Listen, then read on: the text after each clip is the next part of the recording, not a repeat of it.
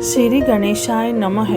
वक्रतुंड महाकाय सूर्यकोटि समप्रभ निर्विघ्नं कुरु मे देवं सर्वकार्येषु सर्वदा।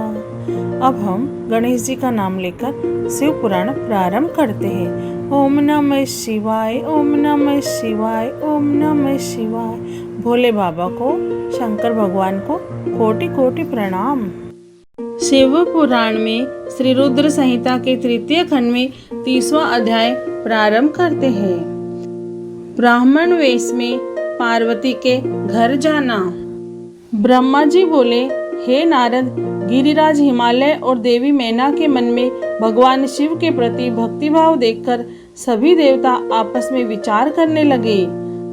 तब देवताओं के गुरु बृहस्पति और ब्रह्मा जी से आज्ञा लेकर सभी भगवान शिव के पास कैलाश पर्वत पर गए। वहां पहुंचकर उन्होंने हाथ जोड़कर शिव जी को प्रणाम किया और उनकी अनेकानेक बार स्तुति की। तत्पश्चात देवता बोले, हे देवादिदेव महादेव भगवान शंकर, हम दोनों हाथ जोड़कर आपकी शरण में आए हैं। हम पर प्रसन्न होइए और हम पर अपनी कृपा दृष्टि बनाइए। प्रभु, आप तो भक्त वत्सल हैं और अपने भक्तों की प्रसन्नता के लिए कार्य करते हैं। आप दीन दुखियों का उद्धार करते हैं। आप दया और करुणा के अथाह सागर हैं। आप ही अपने भक्तों को संकटों से दूर करते हैं तथा उनकी सभी विपत्तियों का विनाश करते हैं। इस प्रकार महादेव जी की अनेकों बार स्तुति करने के बाद देवताओं ने भगवान शिव को गिरिराज हिमालय और उनकी पत्नी मैना की भक्ति से अवगत कराया और आदर सहित सभी बातें उन्हें बता दी।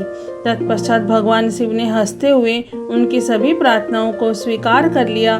तब अपने कार्य को सिद्ध हुआ समझकर सभी देवता प्रसन्नता पूर्वक अपने अपने धाम लौट गए। जैसा कि सभी जानते हैं कि भगवान शिव को लीलाधारी कहा जाता है। वे माया के स्वामी हैं। पुनः वे शैलराज हिमालय के घर गए। उस समय राजा हिमालय अपनी पुत्री पार्वती सहित सभा भवन में बैठे हुए थे। उन्होंने ऐसा रूप धारण किया कि वे कोई ब्राह्मण अथवा साधु संत जान पड़ते थे।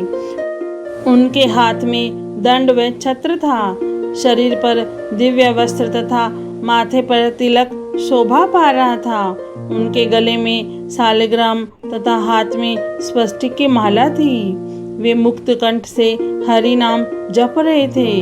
उन्हें आया देखकर पर्वतों के राजा हिमालय तुरंत उठकर खड़े हो गए और उन्होंने ब्राह्मण को भक्ति भाव से साष्टांग प्रणाम किया। देवी पार्वती अपने प्राणेश्वर भगवान शिव को तुरंत पहचान गई। उन्होंने उत्तम भक्ति भाव से सिर झुकाकर उनकी स्तुति की। वे मन ही मन बहुत प्रसन्न हुई। तब ब्राह्मण रूप में पधारे भगवान शिव ने सभी को आशीर्वाद दिया।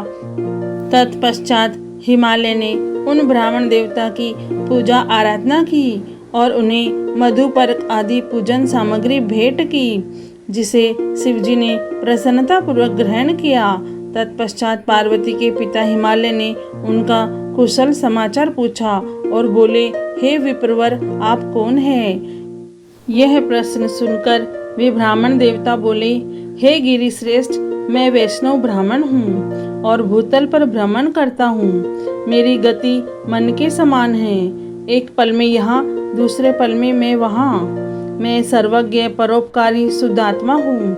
मैं ज्योतिषी हूँ और भाग्य की सभी बातें जानता हूँ। क्या हुआ है, क्या होने वाला है, सब कुछ मैं जानता हूँ। मुझे ज्ञात है कि आप अपनी दिव्य सुलक्षणा पुत्री पार्वती को, जो कि सुंदर व लक्ष्मी के समान है, आश्रय विहीन, कुरूप और गुणहीन महेश्वर शिव को सौंपना चाहते हैं।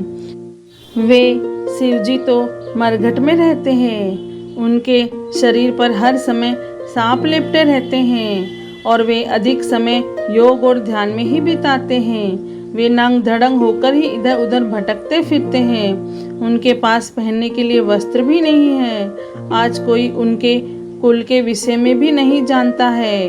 वे स्वभाव से बहुत ही उग्र है। बात बात पर उन्हें क्रोध आ जाता है।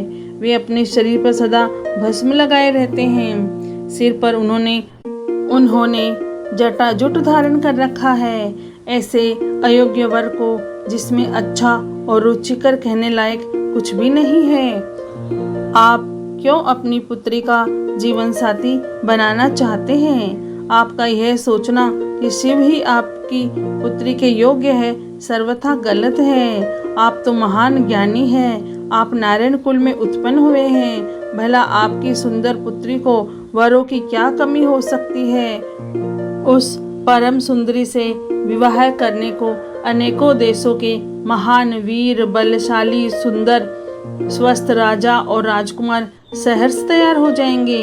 आप तो समृद्धशाली हैं, आपके घर में भला किस वस्तु की कमी हो सकती है?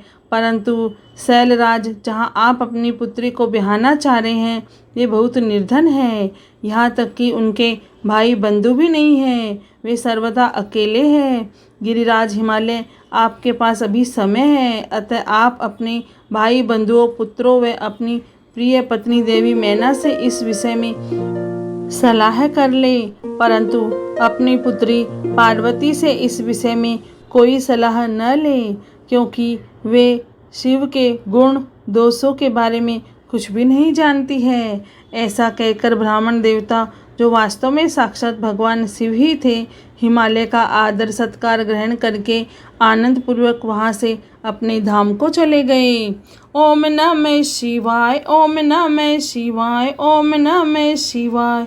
हे भोलेनाथ, हे शिव शंभु, आपको कोटि कोटि प्रणाम और कोटि कोटि धन्यवाद। शिव पुराण में श्री रुद्र संहिता के 3 खंड में 30वां अध्याय पूर्ण हुआ। जय भोलेनाथ।